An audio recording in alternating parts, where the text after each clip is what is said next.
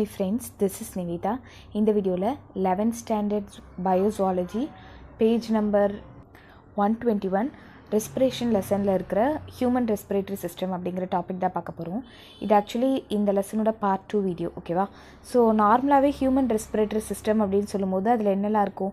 External nostrils, வெளியில் மூக்கு துவாரங்கள் இருக்குல்ல, அதுக்கப்புறம் நாசல் கேவிட்டினாலே ஓட்டை, ஸோ அந்த மூக்கு ஓட்டை இருக்குல்ல அது, அதுக்கப்புறம் ஃபேரிங்ஸ் இருக்கும், லேரிங்ஸ் இருக்கும், அந்த வாய்ஸ் பாக்ஸ் அதெல்லாமே சொல்லுவாங்கள்ல, அப்புறம் ட்ரெக்கியா, அதுக்கப்புறம் ப்ராங்கியோல்ஸ், லங்ஸு, ஸோ அந்த லங்ஸ்குள்ளே ஆல்வியாலிலாம் இருக்கும் அப்படின்னு சொல்லியிருக்காங்க.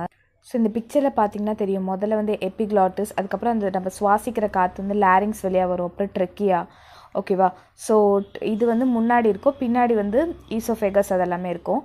ஸோ ட்ரெக்கியா இருக்குது, அதுக்கப்புறமேட்டு இந்த ப்ளூரல் மெம்பரேன்னா இந்த லங்ஸை சுற்றி வந்து ஒரு ப்ளூரா இருக்கும், ஓகேவா? ஸோ இப்போ ஹார்ட்டுக்கு எப்படி ஒரு ப்ரொடெக்டிவாக பெரிகார்டியம் அப்படிங்கிறது இருக்குது, ஸோ இதே மாதிரி பிரெயினுக்கும் அதே மாதிரி இருக்குல்ல, அதே மாதிரி தான் லங்ஸுக்கும் வந்து ப்ளூரல் மெம்பரேன் அப்படிங்கிறது இருக்குது. அடுத்தது பார்த்திங்கன்னா உங்களுக்கு இங்கே வருதில்ல, இதுதான் வந்து பிரான்ச்சஸ் அப்படின்னு சொல்கிறது, ஓகே? ஸோ அடுத்தது வந்து அது வந்து ரெண்டாக பிரியுது, ஓகே? பிரிஞ்சு இந்த இடத்துல பார்த்தீங்கன்னா ப்ராங்கியோல்ஸ் அதெல்லாமே இருக்கும். இங்கே வந்து கீழே இருக்கிறது வந்து டயஃப்ரம், இதுவும் வந்து லங்ஸுக்கு நடுவில் தான் வந்து ஹார்ட் அப்படிங்கிறது இருக்குது. Cut end of rib, so இந்த இடத்துல எல்லாமே உங்களுக்கு வந்து இப்படி ரிப்ஸ் மாதிரி வந்திருக்கும், ஓகேவா? ஸோ அது இருக்கும். அதுக்கப்புறம் கடைசியாக இருக்கிறது ஆல்வியாலி அப்படின்னு சொல்கிறாங்க. அதுக்கப்புறம் இந்த ப்ளூரல் மெம்பரேன்குள்ளே இருக்கிறது வந்து ப்ளூரா ஃப்ளூவிட் அப்படின்றது வரும், ஓகே? ஸோ ஃப்ளூவிட் இருக்கும். அதுக்கப்புறமேட்டு ப்ராங்கியோல் அப்படிங்கிறது இருக்குது. ஆக்சுவலி இதில் பார்த்தீங்கன்னா உங்களுக்கு கிளியராக தெரியும், முதல்ல வந்து ட்ரெக்கியா இருக்கா, அதுக்கப்புறம் இந்த ஒரு பார்ட் இருக்குல்ல, அதுதான் வந்து ப்ராங்கஸ் அப்படின்னு சொல்லுவாங்க, ஓகேவா? ஸோ ட்ரெக்கியா வந்து ரெண்டாக பிரியுது, ப்ராங்கஸ் அப்படிங்கிறது. ஸோ அதுலேயும் வந்து ரொம்ப சின்ன டிவிஷன் தான் வந்து ப்ராங்கியோல் அப்படின்னு சொல்கிறது, அது பிரிஞ்சு போகிறது.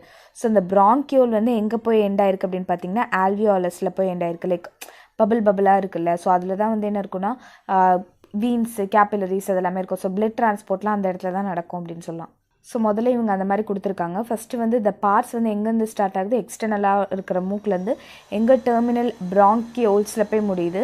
கான்ஸ்டியூட் த கண்டக்டிங் ஜோன், அதாவது அந்த எக்ஸ்டர்னல் நாஸ்ட்ரில்ஸ்லேருந்து ப்ராங்கியோல்ஸ் வரைக்கும் இருக்குல்ல, அது வரைக்கும் வந்து கண்டக்டிங் ஜோன் அப்படின்னு சொல்லுவாங்க.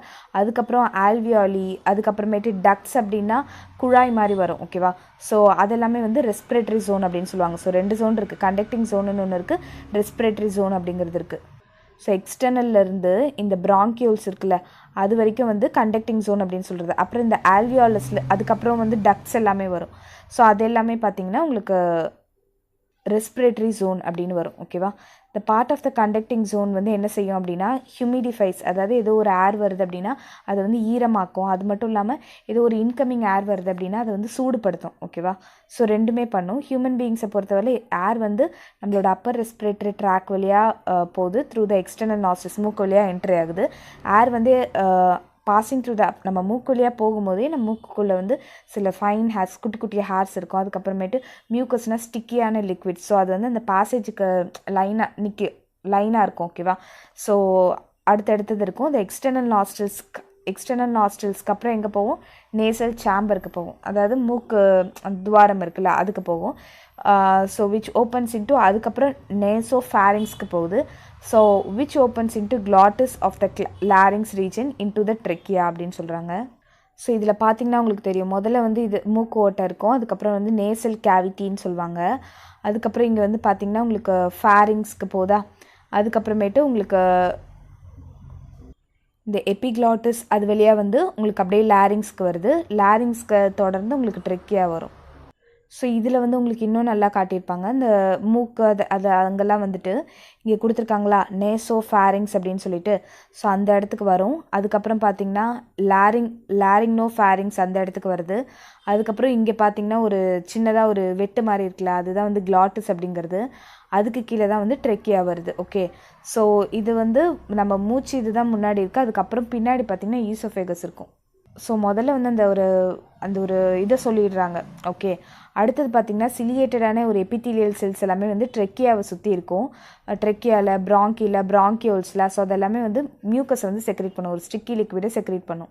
சிலியேட்டட் எபித்தீலியல் செல்ஸ் அப்படின்னு சொல்கிறது, இப்போ இந்த செல்ஸ்லாம் பார்த்திங்கன்னா மேலே வந்து ஒரு சின்ன டைனி ஹேர் அப்படின்னு கொடுத்துருக்காங்களா, ஸோ அதுதான் வந்து சிலியான்னு சொல்கிறது. ஸோ அதுலேருந்து தான் உங்களுக்கு என்ன ஆகும்னா மியூக்கஸ் செக்ரேட் ஆகும்.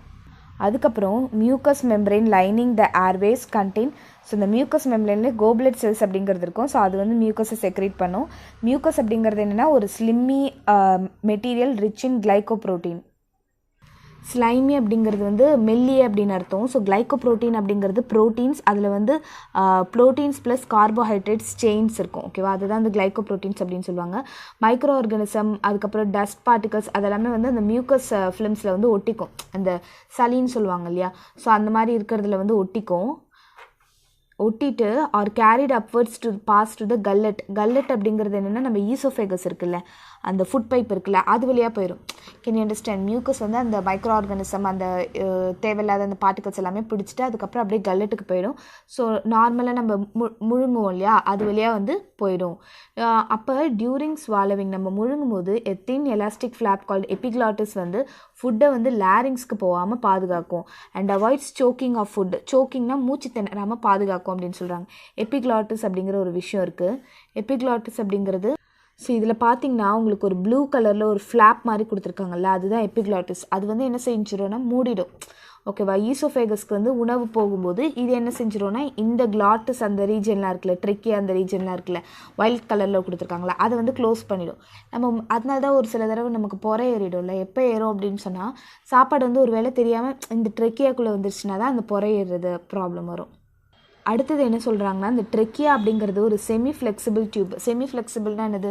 ஃப்ளெக்சிபிள்னால் நல்லா வளையக்கூடியது, செமி ஃப்ளெக்சிபிள்னால் ஓரளவு தான் வளையக்கூடியது. ஸோ அது வந்து மல்டிபிள் கார்டிலேஜஸ் ரிங்ஸ் வந்து அதை வந்து சப்போர்ட் பண்ணியிருக்கும். Which extends up to the mid thoracic cavity. Thoracic கேவிட்டினா இந்த மார்பு பகுதி, மிட்னா அந்த நடுவில் வரைக்கும் இருக்கும். At the level of 5 thoracic vertebrates. அந்த 5 தொராக்சிக் வெர்டிபிரேட்டால் அது வந்து right and left pulmonary bronchia வந்து பிரியும். ஆக்சுவலி நம்ம முன்னாடி வந்து கோப்லெட் செல்ஸ் அப்படின்றது ஒன்று பார்த்தோம்ல. ஸோ அது வந்து இங்கே பார்த்தீங்கன்னா எபித்தீலியல் செல்ஸ்க்கு நடுவில் அந்த ஆரஞ்சு கலரில் கோப்லெட் செல்ஸ் கொடுத்துருக்காங்களா, ஸோ அதுவும் வந்து மியூக்கஸை செக்ரேட் பண்ணும். ஸோ இப்போ நீங்கள் பார்க்குறீங்கல்ல, இதுதான் வந்து எலும்புங்கிறது. சர்விக்கல் அப்படின்னா நம்மளோட கழுத்து பகுதி, தொராக்சிக்ன்றது மார்பு பகுதி. அதில் வந்து 5வது எலும்புல இருந்து தான் அந்த பிராங்கஸ் வந்து பிரியும்னு சொல்லியிருக்காங்க. ஆக்சுவலி இந்த படத்தில் பார்த்தீங்கனாலே உங்களுக்கு தெரியும் இது வந்து ட்ரெக்கியா. ஓகேவா, ஸோ அதுக்கப்புறமேட்டு உங்களுக்கு கார்டிலேஜஸ் ரிங்ஸ் அப்படிங்கிறது இருக்குது. இப்படிலாம் இருக்குல்ல, அதுதான் வந்து கார்டிலேஜஸ் ரிங்ஸ் அப்படின்னு சொல்லுவாங்க. அடுத்தது வந்து கார்டிலேஜஸ் பிளேட்ஸ்னால் இப்படி இருக்குல்ல, அந்த பிளேட் மாதிரி இருக்குல்ல, ஸோ அதை தான் வந்து கார்டிலேஜஸ் பிளேட்ஸ் அப்படின்னு சொல்லுவாங்க.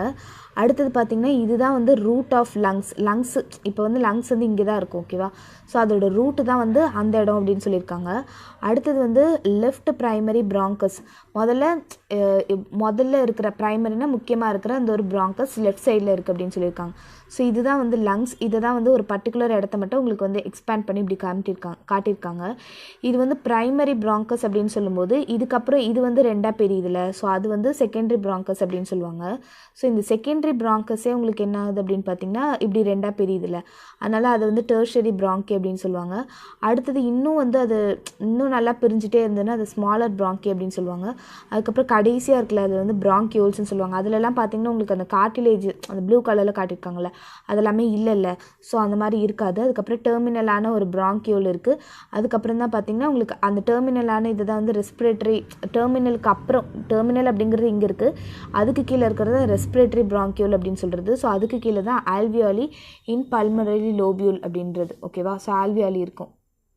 ஸோ ஆக்சுவலி நமக்கு வந்து 2 லங்ஸ் இருக்குது, அதனால் 1 bronchus to each lung அப்படின்னு கொடுத்துருக்காங்க.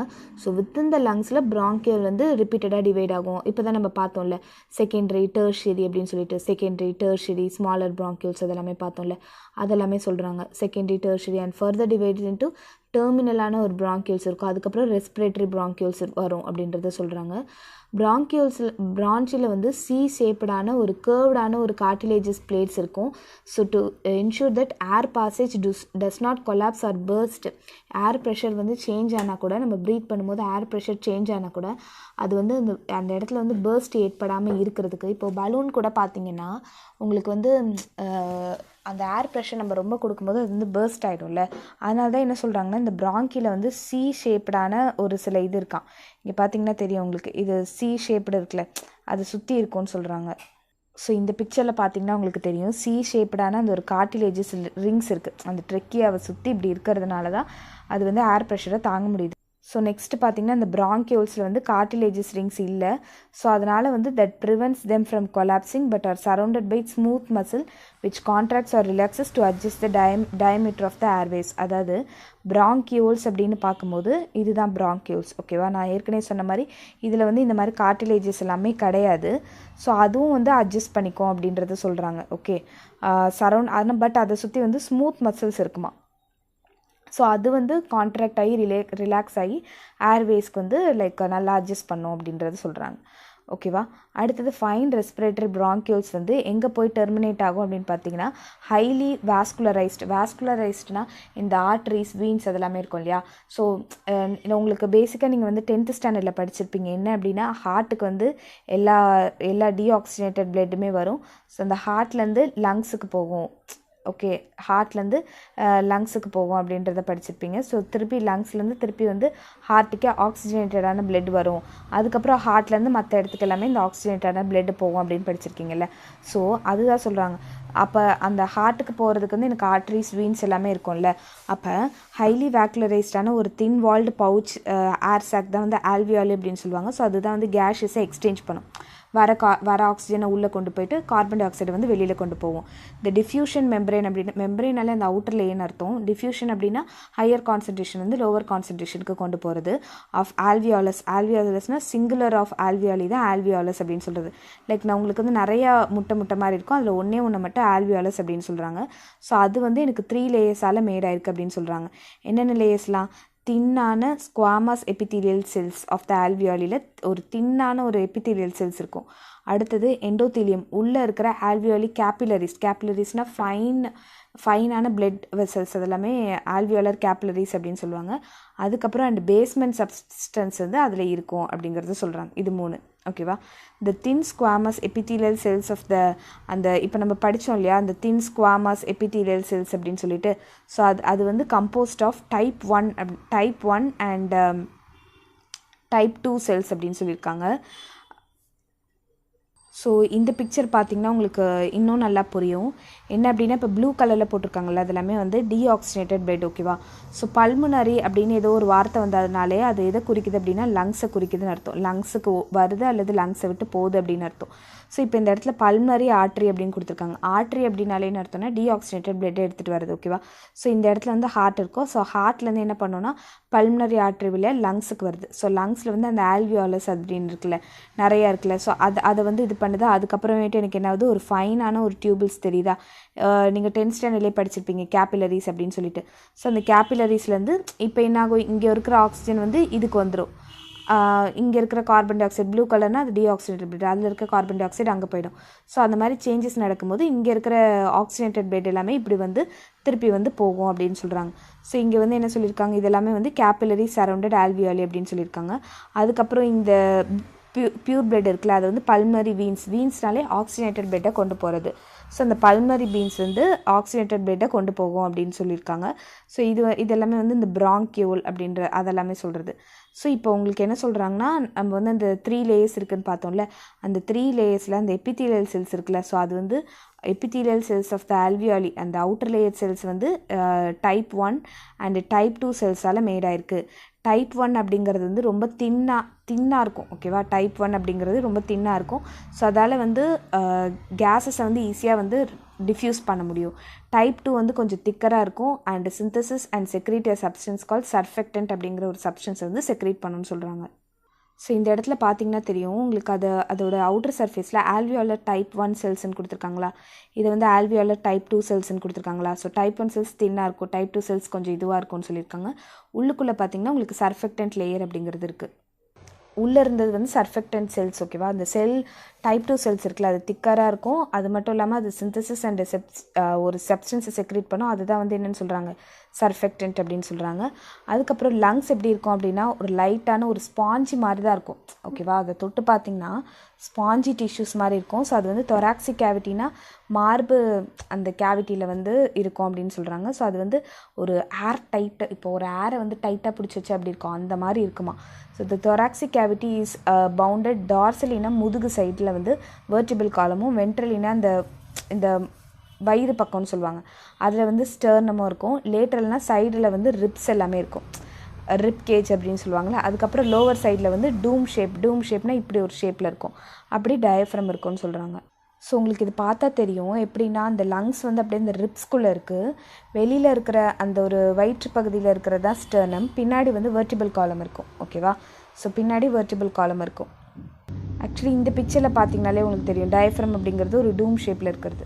ஃபஸ்ட்டு அது எங்கே இருக்குது அப்படிங்கிறதெல்லாம் சொல்லிட்டாங்க. அதுக்கப்புறம் லங்ஸ் வந்து ஒரு டபுள் வால்டு ப்ளூரல் மெம்பரைனால் கவர் ஆகிருக்கு, containing a several layer of elastic connective tissues இருக்கும்.